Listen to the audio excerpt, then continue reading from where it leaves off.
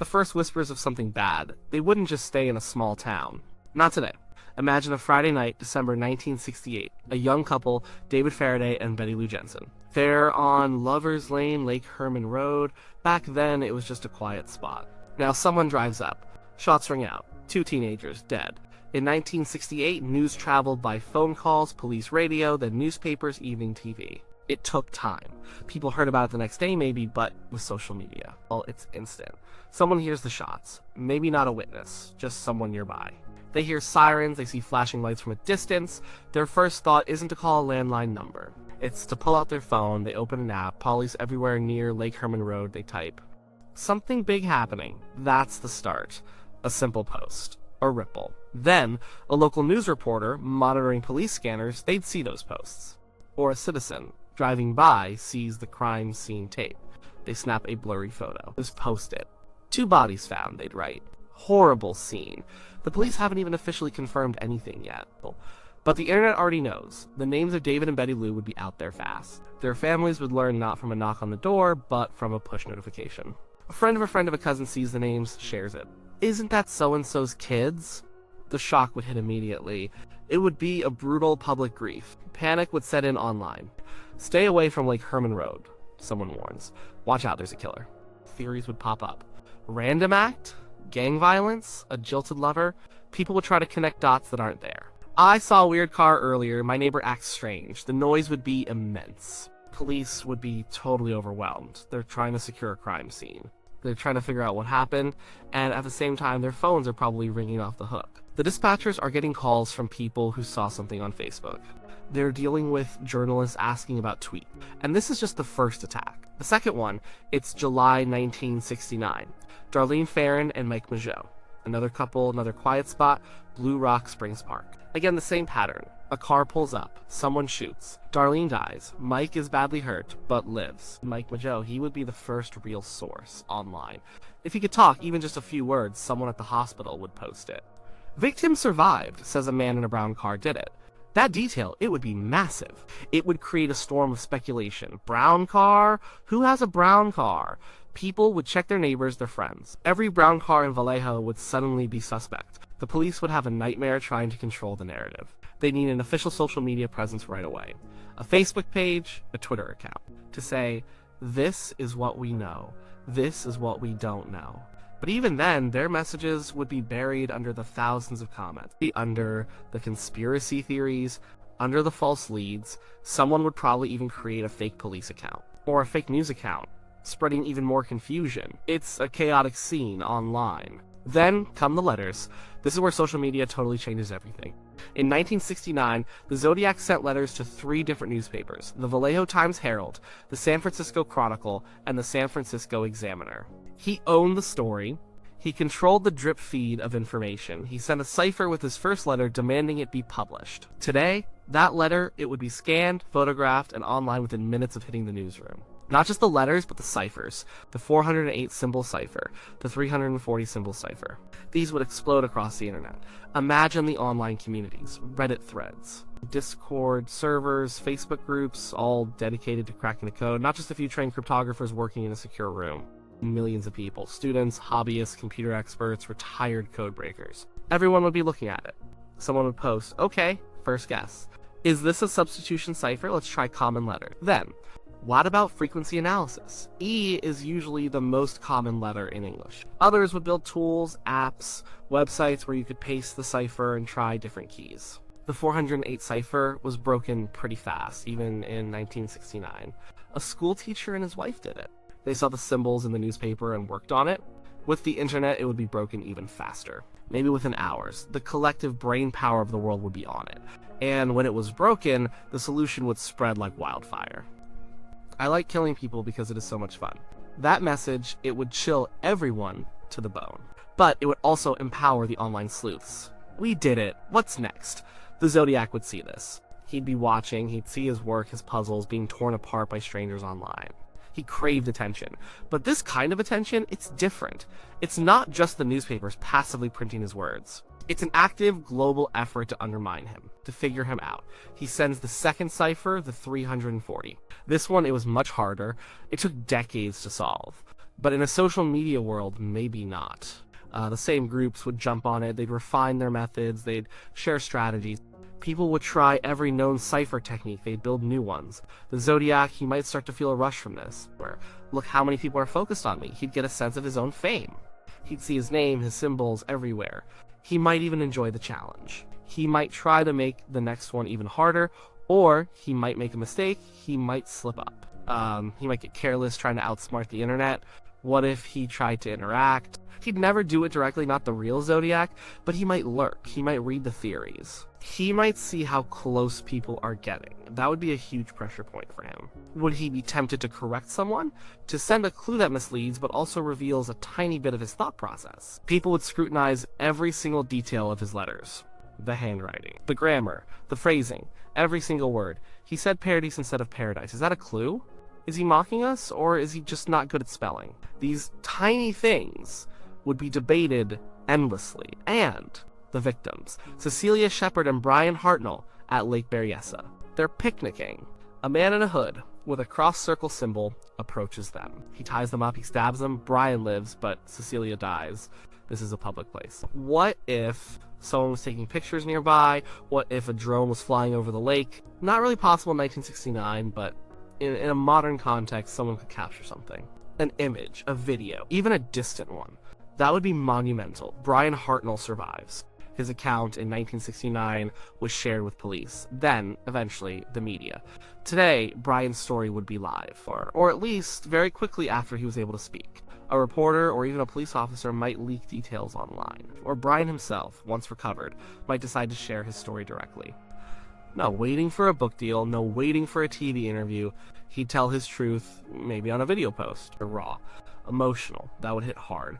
And the public reaction to Brian's story would be massive. The fear, the anger, the outpouring of support for Brian. But also, the trolls. People questioning him, doubting his story.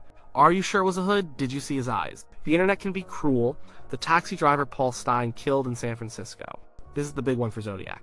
In a busy city. This is where witnesses really matter. A police sketch was made from witness accounts. That sketch, it would be everywhere. On every news site, every social media feed, people would share it, tag friends. Do you know this man? This is where the crowdsourcing of suspects would become dangerous. People would start naming names. He looks like my Uncle Joe. I saw a guy who looked like that at the diner. Innocent people would be targeted. Their photos would be shared, their addresses, their jobs, their lives would be ruined, even if they had nothing to do with it. Online vigilantism would be a massive problem. Police would be struggling to manage the sheer volume of tips. And also, the false accusations. They'd have to filter through thousands of bad leads to find a good one. It would make their job incredibly difficult. They'd have to monitor social media constantly. Not just for tips, but for public sentiment. For misinformation, for threats. They'd have to have a team dedicated to social media, a dedicated team for online engagement, for putting out official statements, for debunking rumors, for asking for specific information. We are looking for a man driving a beige car, approximately 1960s model. They'd need to use very specific hashtags. The Zodiac himself, he might get a sense of how many people are after him, how many eyes are looking. He might enjoy the game for a while, but it could also put him on edge. He knows that one wrong move, one blurry photo, one overheard conversation that gets posted online and it's over. He'd be watching. He'd see the online debates about his motives, his intelligence, his handwriting. He'd see people trying to pick apart his identity. He'd see the theories about him being a police officer, a teacher, a military man. He'd see himself become a mythical figure, but one that is constantly being chipped away at by the internet. Think about the sheer amount of data that would be created. Every comment, every theory, every shared image. It would be a massive digital haystack, and the needle, the truth, would be buried deep inside it. The letters he sent to lawyers, to Melvin Belly, those would be online too. Every bit of his communication would be scrutinized. The grammar errors, the subtle threats, the boasts. People would analyze his psychological profile based on his online output. Armchair psychologists would be everywhere. And what about the later attacks? The Donna Lass disappearance. She vanishes from Lake Tahoe. If she had a social media profile, her last known location, her last posts, who she was with, all of that would be instantly public. Her friends would be posting, "Has anyone seen Donna? She didn't show up for work." The search for her would involve online appeals, shared flyers, a massive community effort.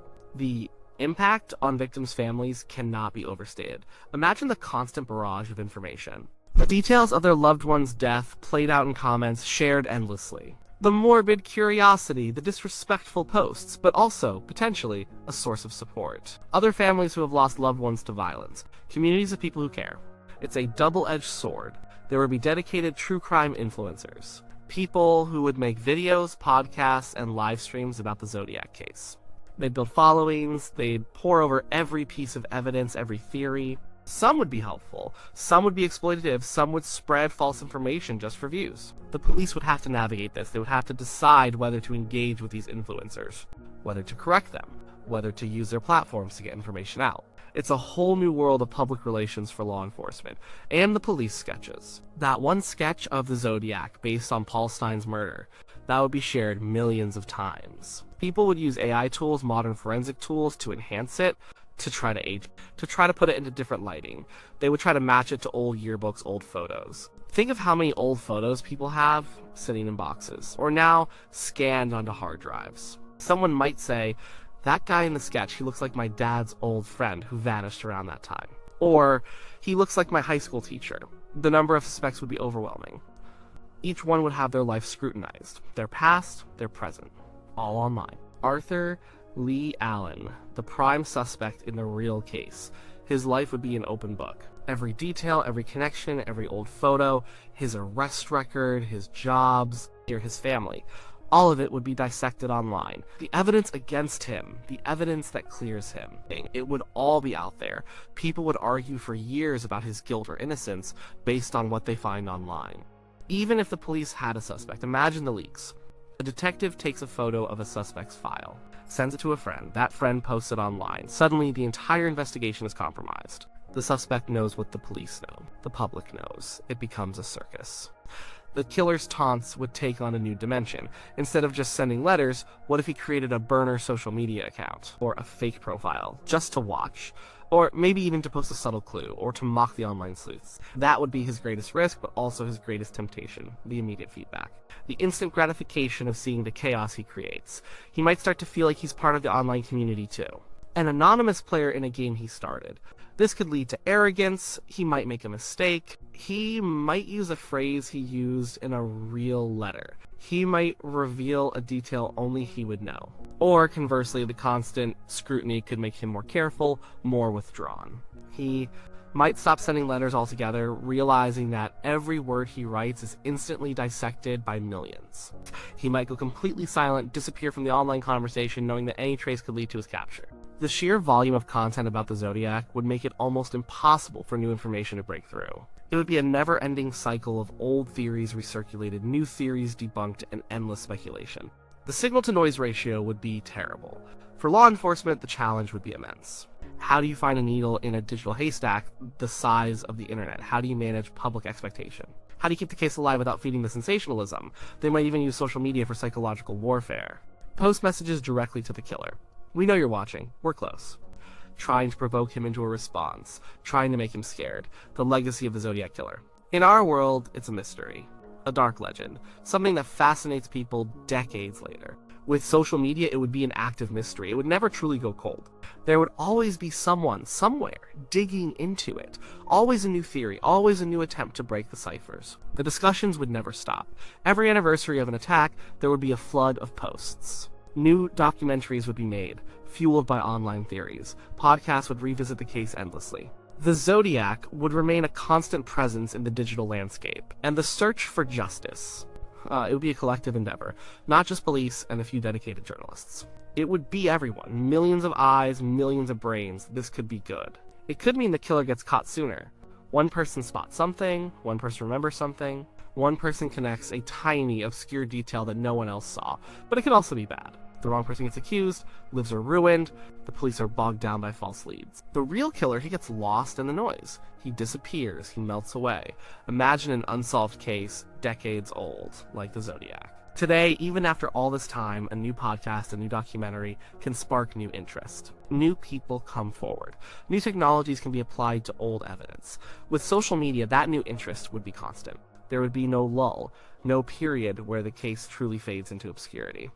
It would always be trending, always being discussed. The DNA evidence. In the real case, DNA testing wasn't around back then. But Imagine if it was. Imagine if a partial DNA profile was found. That profile would be uploaded to genetic genealogy databases. People will be trying to match it to their own family trees, to distant relatives. This is happening with cold cases now, and it's how some killers are getting caught. A Zodiac Killer with his DNA on file. If he was caught, his family would be destroyed by the revelation. But even just a partial match, a family tree, posted online for amateur genealogists to pick apart. It would be a race to find the killer through his relatives. The ethical questions would be huge. How much privacy should be given up for the sake of solving a crime? Is it okay for the internet to collectively hunt down a family looking for the one link to a killer? These are questions we are dealing with now, in real time, with new cold case breakthroughs. The Zodiac Killer case with social media, it wouldn't just be a viral manhunt. It would be a global, perpetual obsession. A digital monster that never truly sleeps. The killer would be caught in a web of his own making, a web that he would struggle to control. And the world would watch, commenting every step of the way. It would be terrifying. And maybe, just maybe, it would lead to an answer, or to even more questions lost in the noise. Think about the psychological toll on everyone. The police, the victims' families, the general public, the constant fear, the constant speculation. The internet never forgets, the internet never lets go. A case like the Zodiac would be etched into his digital memory forever, constantly refreshed, constantly discussed. It would be a living, breathing nightmare played out on screens around the world. And the killer, he would be a legend, but a legend constantly being chipped away at by the collective effort of millions. He might enjoy the fame, but he would also know, deep down, that he is always being hunted. He is always being watched, and that one day, one post, one comment might be the thing that brings him down. The landscape of crime, justice, and notoriety has changed forever. The Zodiac Killer, if he operated today, would find himself in a world far more complex, far more scrutinizing, and far less forgiving than the one he knew. He might find his perverse desire for attention fed in ways he never imagined. But he would also find himself under a microscope, magnified by the relentless gaze of the digital age. A gaze that leaves no shadow untouched, no detail unexamined, and that gaze, more than any detective, might be his undoing. Or it might just create a new kind of myth, one that truly never dies. A killer immortalized not just in history, but in the endless stream of a digital conversation. It would be a relentless, unyielding search. Every anniversary, every new theory, every piece of old evidence resurfacing. It would generate fresh waves of conversation, hashtags would trend, old videos would be reshared. It wouldn't just be the police looking. It would be everyone, all the time. Consider the potential for misdirection. The killer could use social media too. Create fake accounts, plant false leads, spread confusion. He could become a master manipulator of the online narrative. He could send people on wild goose chases. He could enjoy watching the online communities tear themselves apart with conflicting theories. This level of public involvement, it could make the police's job even harder. They would have to be very careful about what information they release, because once it's out there forever. They wouldn't be able to control how it's interpreted or used. The Zodiac Killer was always about control. He controlled the narrative by sending letters to specific newspapers. He controlled the fear by choosing his victims and location. But with social media, that control would be largely taken from him. He would be just one voice among millions, even if he was the most terrifying one. His iconic cross circle symbol, that would become a meme. It would be everywhere. People would use it. It would be analyzed for hidden meanings. People would wear it. It would lose some of its power, becoming diluted in the vastness of online culture. The psychological warfare between the killer and the public would be intense. He'd be getting instant feedback on his actions, he'd see the fear he created, but he'd also see the resistance, the collective determination to catch him. This constant online pressure could push him one of two ways. He might go silent, retreating from the spotlight he initially craved, realizing the danger. Or he might escalate. He might try to regain control of the narrative by doing something even more shocking, something designed to break through the online noise. A live stream, a video message, something that would be truly horrifying and undeniably his. But that kind of escalation would also carry immense risk. The more he reveals, the more likely he is to be caught. Every digital trace, every voice print, every video frame, it would all be analyzed. The internet would turn the Zodiac into an even larger figure than he became in real life. But it would also chip away at his mystique, make him accessible, bringing him down to earth. People would treat him like a puzzle, a game, a trending topic. This could be infuriating for someone who saw himself as a godlike figure. It would be a digital echo chamber of fear and fascination. The Zodiac Killer would never truly disappear. He would live on in the collective consciousness of the internet, a perpetual ghost in the machine, always just a click away. and the search for him would continue, relentless, eternal, fueled by the endless churn of social media. This constant presence, this lack of forgetting, it would be the real change. No cold case, just a case that never ever gets cold. Always heating up, always being talked about, for better or worse.